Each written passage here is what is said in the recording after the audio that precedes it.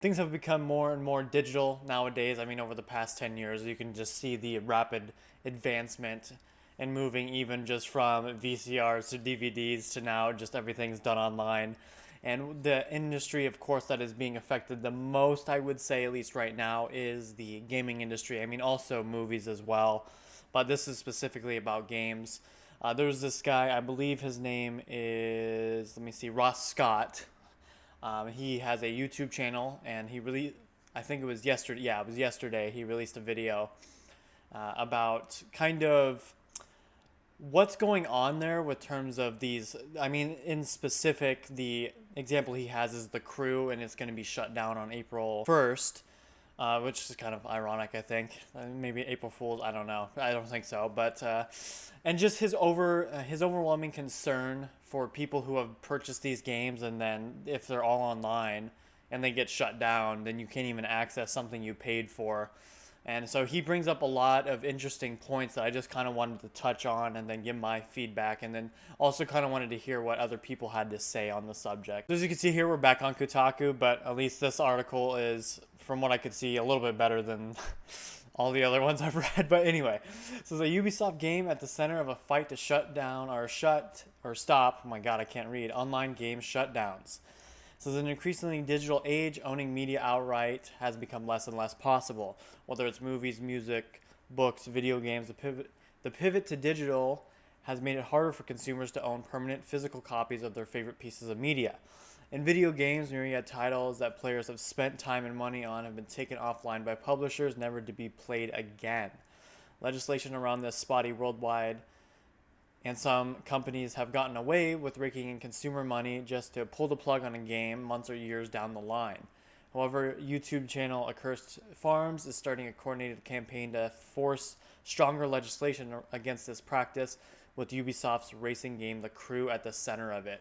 So as I touched on before, this is the example he uses in his video, is because it's being shut down. It's an online racing game, and the people who own it online will not have access to it anymore. And so something that they paid money for, they will no longer have access to.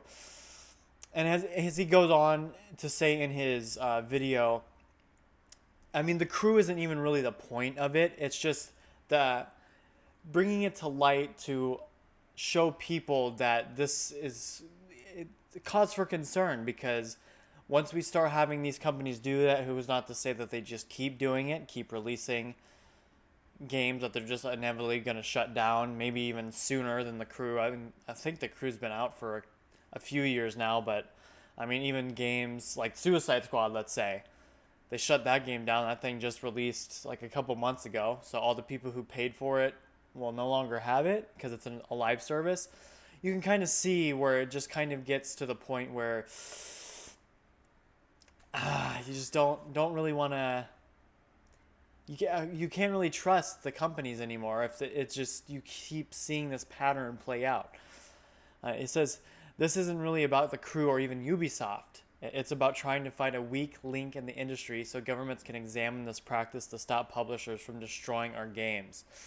I mean, that's really what this is, what it comes down to. I mean, I definitely agree. I can leave a link to this article and then also have his YouTube video if you want to go check it out for sure. I didn't want to do like a whole reaction because it's like 31 minutes. I'm not going to do that. I just wanted to do a quick video on it because I wanted to shed some light on the subject as well. I mean, I have very limited reach, but I do agree with a lot with what he's saying, and I would definitely be pro trying to get behind something like this to try and get some legislation in place, because yeah, it's the fact that people spent money on these products and then they won't have access to it anymore, I think is just absurd, especially because it's just becoming more and more digital, and it's already hard enough, like they alluded to get those physical copies.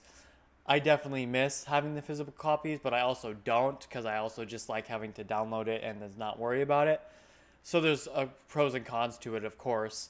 But I definitely wanted to know what you guys thought about it too, if you were gonna get back or back him in his pursuit of this, hopefully, more legislation to prevent companies from having these shutdowns, or maybe just I don't know, maybe we'll see less live. Well, we won't see less live service, but more games that we're able to actually own, and we won't have to worry about them being shut down like live service games, like a lot of these companies are releasing, because they clearly just haven't got the picture yet. Maybe they just need that strong government hand in there. I don't know.